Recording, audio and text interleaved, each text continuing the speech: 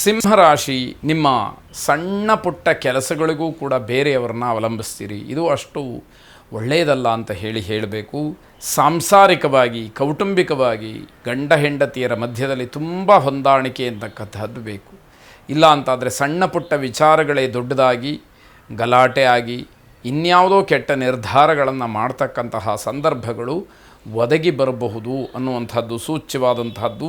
ಹಿರಿಯರು, ಮಕ್ಕಳು ಯಾರಿಗೂ ಕೂಡ ಮನಸ್ಸಿಗೆ ಸಮಾಧಾನ ಇಲ್ಲ. ದೊಡ್ಡವರು ಹೇಳಿದ್ದು ಮಕ್ಕಳಿಗೆ ಸರಿ ಆಗ್ತಾ ಇಲ್ಲ, ಮಕ್ಕಳು ನಡ್ಕೊಳ್ತಕ್ಕಂಥದ್ದು, ಮಕ್ಕಳು ಇನ್ನೇನೋ ಅಭಿಪ್ರಾಯ ಪಡುವಂಥದ್ದು ದೊಡ್ಡವರು ಒಪ್ಪಿಕೊಳ್ಳೋದಕ್ಕೆ ತಯಾರಿಲ್ಲ. ಹೀಗಾಗಿ ಮನೆಯಲ್ಲಿ ಒಟ್ಟಾರೆ ಯಾರಿಗೂ ಕೂಡ ನೆಮ್ಮದಿ ಅಥವಾ ಸಮಾಧಾನ ಅಂತಕ್ಕಂಥದ್ದು ಇಲ್ಲವೇ ಇಲ್ಲ ಅನ್ನೋದು ಗೊತ್ತಾಗ್ತಾ ಇದೆ.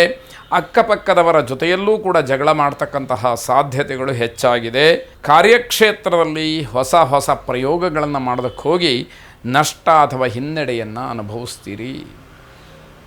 ಅದನ್ನು ಸ್ವಲ್ಪ ಸೂಕ್ಷ್ಮವಾಗಿ ಗಮನಿಸ್ಕೊಳ್ಬೇಕಾದಂಥದ್ದು. ಗಣಪತಿಯನ್ನು ವಿಶೇಷವಾಗಿ ಪ್ರಾರ್ಥನೆ ಮಾಡಿ. ವಿನಾಯಕ ನಮಸ್ತುಭ್ಯಂ ಸತತಂ ಮೋದಕಪ್ರಿಯ ನಿರ್ವಿಘ್ನಂ ಕುರುಮೇ ದೇವ ಸರ್ವ ಕಾರ್ಯೇಷು ಸರ್ವದಾ ಎಂಬುದಾಗಿ ನಿಮ್ಮ ಪ್ರಾರ್ಥನೆ ಇರಲಿ. ಶುಭವಾಗಿ.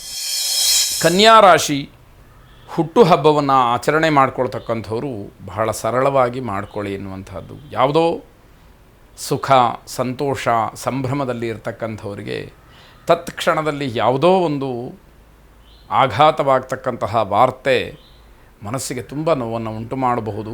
ಆ ಒಂದು ಉದ್ದೇಶವಾಗಿ ಹುಟ್ಟುಹಬ್ಬದ ಆಚರಣೆ ಬೇಡ ಅಂತ ಹೇಳ್ತಾ ಇಲ್ಲ, ಆದಷ್ಟು ಸರಳವಾಗಿ ಆಚರಣೆ ಮಾಡ್ಕೊಳ್ಳಿ ಅಂತಕ್ಕಂಥದ್ದು ಸಲಹೆ.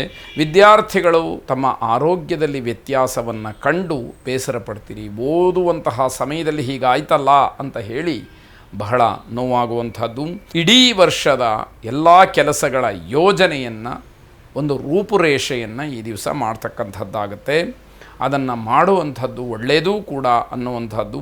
ಕೆಲಸದ ಬಗ್ಗೆ, ಅಲಂಕಾರದ ಬಗ್ಗೆ ಹೆಚ್ಚು ಗಮನವನ್ನು ಕೊಡುವಂಥದ್ದು ಈ ದಿವಸ ನಡೆಯುತ್ತೆ. ನೀವು ಮಾಡಬೇಕಾದಂತಹ ಕೆಲಸ ಜೊತೆಗೆ ಅಲಂಕಾರಕ್ಕೆ ಏನು ಬೇಕೋ ಆ ಸಾಮಗ್ರಿಗಳು ಇತ್ಯಾದಿಗಳ ಬಗ್ಗೆ ಹೆಚ್ಚು ಗಮನ ಹೋಗುತ್ತೆ. ಬೆಳಗ್ಗೆ ಎದ್ದ ತಕ್ಷಣ ಸಿಹಿ ಸುದ್ದಿ ಅಥವಾ ಶುಭವಾದಂತಹ ವಿಚಾರ ಮನಸ್ಸಿಗೆ ಬಂದು ಅದೇ ರೀತಿಯಲ್ಲಿ ದಿನವನ್ನು ಆರಂಭ ಮಾಡ್ತೀರಿ. ಅದು ಹಾಗೇ ನಡೀಲಿ ಅಂತಕ್ಕಂಥದ್ದು ನಮ್ಮ ಆಶಯವೂ ಕೂಡ ಆಗಿರ್ತಕ್ಕಂಥದ್ದು.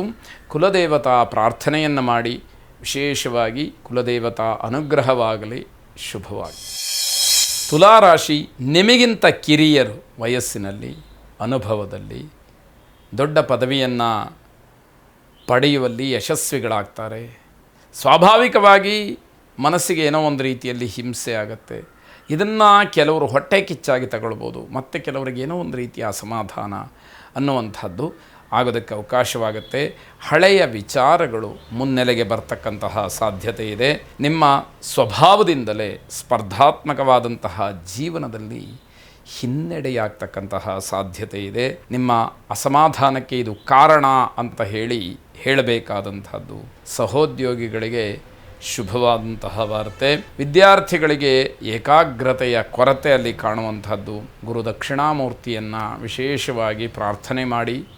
ಶುಭವಾಗಿ. ವೃಶ್ಚಿಕ ರಾಶಿ, ನಿಮ್ಮ ಕೆಲಸಕ್ಕೆ ಸಹೋದ್ಯೋಗಿಗಳ ಸಹಾಯವನ್ನು ಪಡ್ಕೊಳ್ಳಿ. ಕೆಲಸವನ್ನು ಪರಿಪೂರ್ಣ ಮಾಡಿ, ಅದರಿಂದ ನಿಮಗೆ ಶುಭ ಅನ್ನುವಂಥದ್ದು ಸಿಕ್ಕಲಿ ಅಂತ ಅರ್ಥ. ಕೆಲಸದಲ್ಲಿ ದೊಡ್ಡ ದೊಡ್ಡ ಜವಾಬ್ದಾರಿಯಿಂದ ಸ್ವಲ್ಪ ಬೇಸರವಾಗ್ತಕ್ಕಂತಹ ಸಾಧ್ಯತೆ ಹೆಚ್ಚಾಗಿದೆ. ಸಾಲದ ವಿಚಾರದಲ್ಲಿ ಸ್ವಲ್ಪ ಗಮನ ಇರಲಿ. ಬೇರೆಯವರಿಗೆ ಉಪಕಾರ ಮಾಡೋದಕ್ಕೆ ಹೋಗಿ ನೀವು ತೊಂದರೆಯನ್ನು ಅನುಭವಿಸ್ತಕ್ಕಂಥದ್ದಾಗತ್ತೆ.